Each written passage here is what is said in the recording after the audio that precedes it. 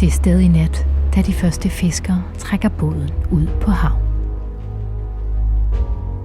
Det gælder om at regne ud, hvor de bedste fisk gemmer sig, og komme først ud og fange dem. Vi er i Torup Strand ved Jammerbugten. Her har fiskerne sejlet ud i over 1000 år.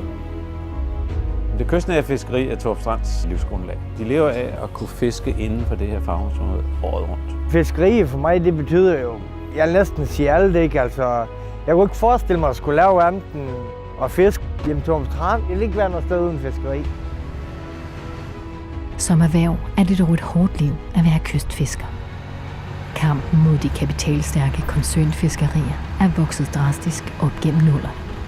Konkurrencen er så hård, at Torup Strands kystfiskere stort set er de sidste, der er tilbage i Danmark. Nøglen til deres fortsatte succes er, at de er gået sammen i et lav.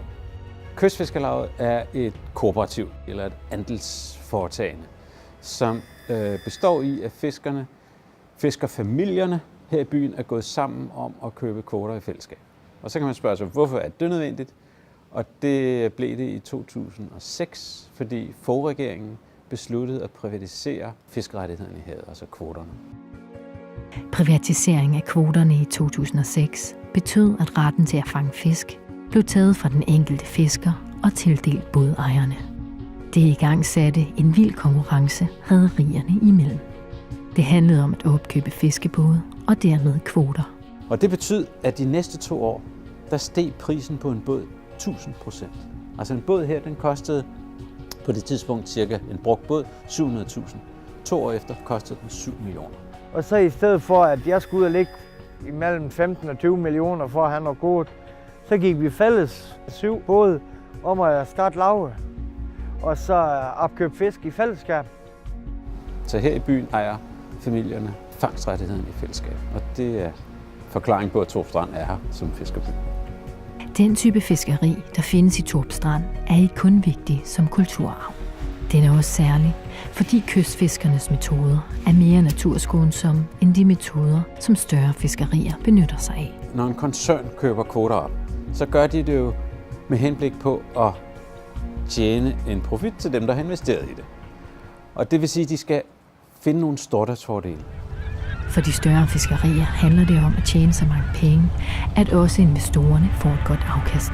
Derfor anvender mange metoder, såsom bomtravl og fly shooting, når man f.eks. vil fange fladfisk. Begge metoder er kendetegnet ved at være mandskabsbesparende og effektive. Til gengæld kræver de større både og mere brændstof, ligesom de hårde ved havbunden.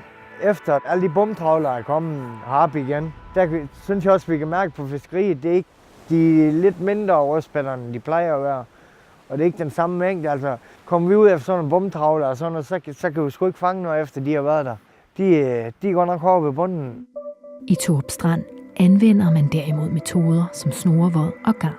Snorevåd kan i modsætning til bomtravl og fly shooting alene bruges over rent sandbund, og derfor ødelægger man ikke landskabet og økosystemerne under havoverfladen i jagten på fladfisk. Det andet det er, at vi fisker med de her garn, som man kan sænke ned på bunden, og hvor der er kalkrev og alle de her sårbare habitater, og de kan trækkes op igen uden at skade revene og stenene og kalktoppene. Så altså, når vi snakker skånsomhed, så har vi både et hensyn til havbunden, men vi har også noget med at sænke energiforbruget, der gør forskellen mellem det her store fiskeri og så kystfiskeriet.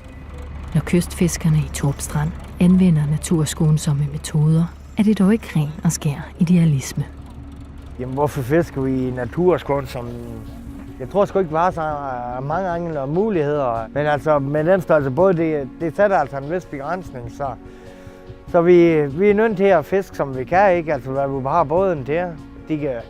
De kan holde til at være ellers. Så det er en naturlig begrænsning, vil jeg sige. Men de skånsomme fiskemetoder giver også en særlig gevinst for kystfiskerne.